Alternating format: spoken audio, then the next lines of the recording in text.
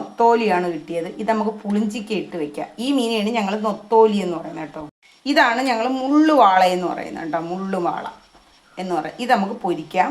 നൊത്തോലി പുളിഞ്ചിക്ക ഇട്ട് വയ്ക്കാം. നമുക്ക് പുളിഞ്ചിക്ക പിച്ചിയാലോ. കറിക്കുള്ള പുളിഞ്ചിക്ക വെച്ചിട്ടുണ്ട്. വലുത് നോക്കി വെച്ചേട്ടാ, ചെറുത് വേണ്ട. അയ്യോ, ഒരെണ്ണം തറയിൽ പോയി. ഒരു 5-6 പുളിഞ്ചിക്ക വെച്ച് നമുക്ക് കറിക്ക് കേട്ടോ. ഓ എൻ്റെ പൊന്നോ, ഉണ്ടാ പുളിഞ്ചിക്ക പിടിച്ചിരിക്കുന്നുണ്ടാവും ഞങ്ങൾക്ക്.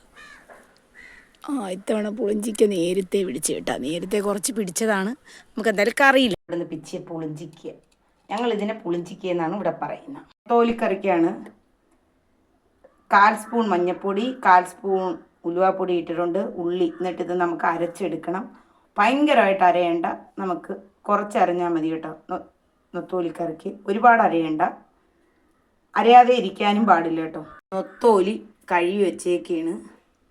ഇത് മുള്ളുവാളയെന്നാണ് പറയുന്നത്. ഈ മുള്ളുവാള നിങ്ങൾ എന്ത് ചെയ്യണമെന്നറിയാവോ?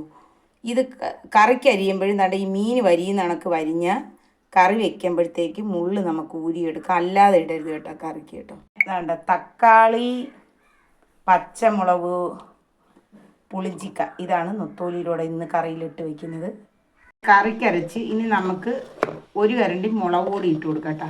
ഇതിനകത്ത് 1 കരണ്ടി മുളക് പൊടി, 1 കരണ്ടി മുളക് പൊടി, പിന്നെ ഒരു 3/4 കരണ്ടിയും കൂടി ഇട്ട് കൊടുക്കാം കേട്ടോ.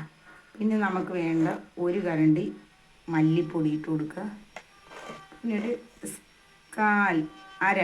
അര കരണ്ടി മല്ലിപ്പൊടിയും കൂടി ഇട്ടിട്ട് നമുക്ക് ഒന്ന് അരച്ചെടുത്താൽ മതി കേട്ടോ. ഇതുപോലെ ഒന്ന് അരച്ചെടുക്കുക. ഇതാ കലക്കി വെച്ചേക്കാണ് കറി കേട്ടോ. ഉപ്പിട്ട് കൊടുക്കുക. പിന്നെ നമ്മൾ എന്തായാലും പറയട്ടെ, പുളിഞ്ചിക്കയും തക്കാളിയും പച്ചമുളകും കൂടി അരിഞ്ഞത് ഇട്ട് കൊടുക്കുക. അതവിടെ കിടന്ന് തിളക്കട്ടെ. ഇപ്പം നമുക്ക് തീ കൂട്ടി വെച്ച് കൊടുക്കാം കേട്ടോ.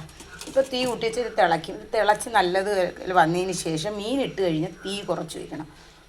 അങ്ങനെ കറി വയ്ക്കാവും. അപ്പോഴത്തേക്കും നമ്മളെ കറി നെയ്യ് തെളിഞ്ഞ് വരും പറ്റുമ്പോൾ. കറി ഇടന്ന് നല്ലോണം തിളയ്ക്കുന്നുണ്ട്. നമുക്ക് മീനങ്ങ് ഇട്ട് കൊടുത്താലോ. നൊത്തോലി ഇട്ട് കൊടുക്കാം കേട്ടോ. അത് നല്ലോണം തിളയ്ക്കട്ടെ.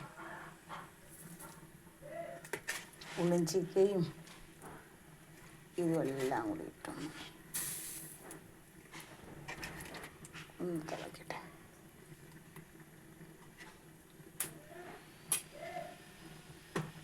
പറ്റിക്കൊണ്ടിരിക്കുകയാണ് കേട്ടോ. പറ്റട്ടെ, നെയ്യൊക്കെ തെളിഞ്ഞ് വരുന്നു. ഇച്ചിരി നൊത്തോലി ഉള്ളത് ഞാനങ്ങ് ഇട്ട് കൊടുത്തു. ഇച്ചിരി കൂടുതലാണ് നൊത്തോലി, എന്നാലും കുഴപ്പമില്ല. എന്നാലും കിടക്കട്ടെ. ഒന്ന് പറ്റി വരുന്നുണ്ട് കറി. ഉപ്പൊക്കെ ഉണ്ടാകുന്ന നോക്കാം. ഇന്ന് വെച്ച നൊത്തോലിക്കറി ഉണ്ടോ, പറ്റിയിരിക്കുന്നുണ്ട്. എണ്ണ കടുപോലും വറുത്തിട്ടില്ല. കറി നമ്മളിങ്ങനെ തിളച്ച് പറ്റിപ്പിച്ചാൽ ഇങ്ങനെ ഇരിക്കും കറി കേട്ടോ. ഇന്നത്തെ കറിയാണ്. ഇന്ന് വെച്ച നൊത്തോലിക്കറിയുണ്ട്. പിന്നെ നമ്മൾ കുറച്ച് രസം ഉണ്ടായിരുന്നു. പിന്നെ നമ്മളെ മുള്ളുവാള പൊരിച്ചത്, പിന്നെ അമരയ്ക്ക തോരൻ വെച്ചിട്ടുണ്ട്.